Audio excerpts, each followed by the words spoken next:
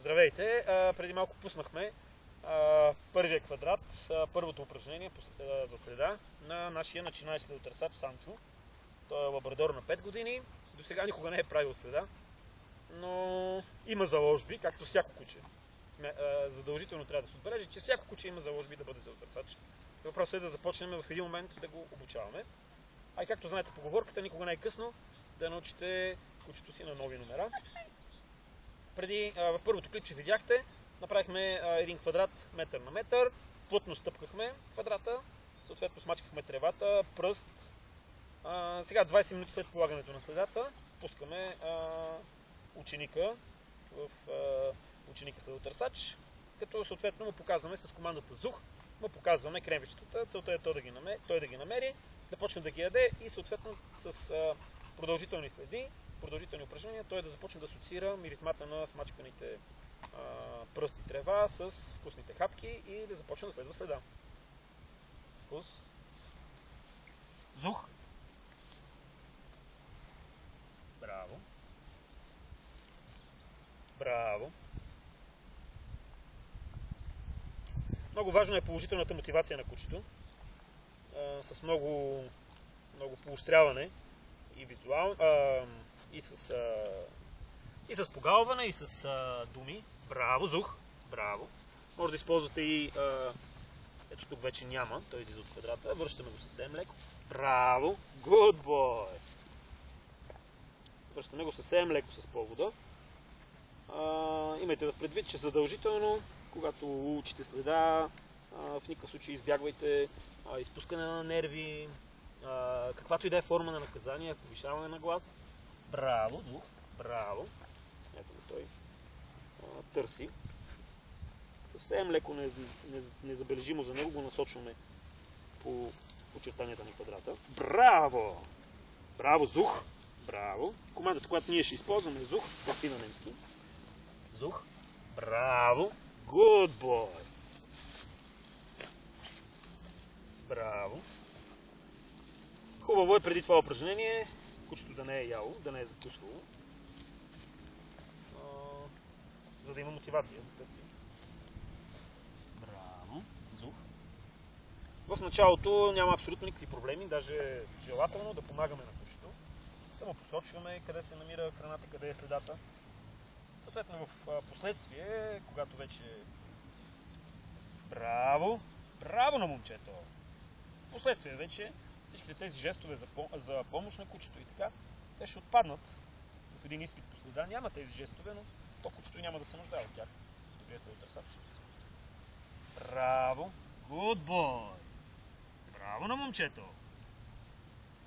Както знаем, лабрадорите са доста лакоми, така че храната по следата е доста добра мотивация за тях.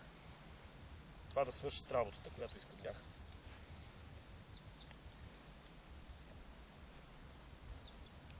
Браво! Ще няма нужда да му посочвам каквото и да било.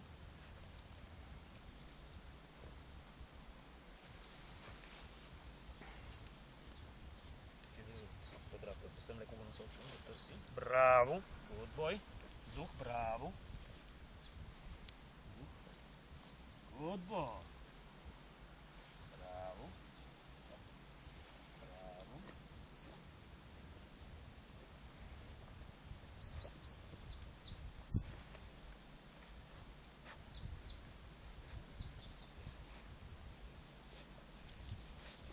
Браво! Браво на момчето! Собствено в квадрата.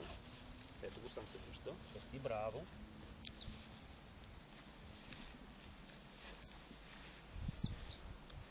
Браво на момчето! Браво!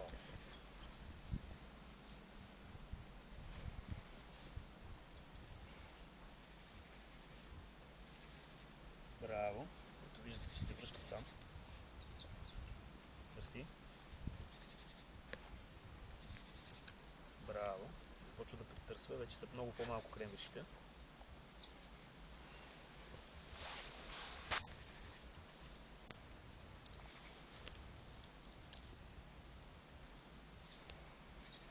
Браво! Вече тук има доста кремвичи. Браво на момчето!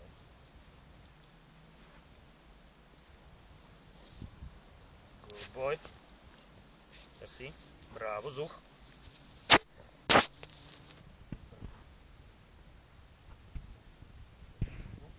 Браво. Good boy.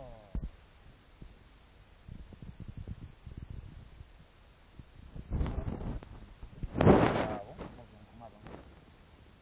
Браво. Зух. Браво. Браво. Браво. Good boy. Зух. Браво.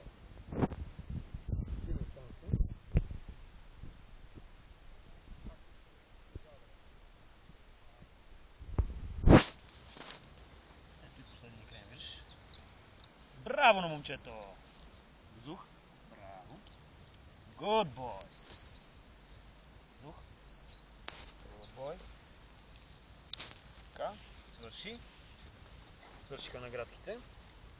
Хубаво е, след като свърши упражнението, да си изработите нещо, някакъв знак, с който да показвате и кучето да разбере кога следата е свършила. Например с изчукване и с утропване на повода и някаква команда.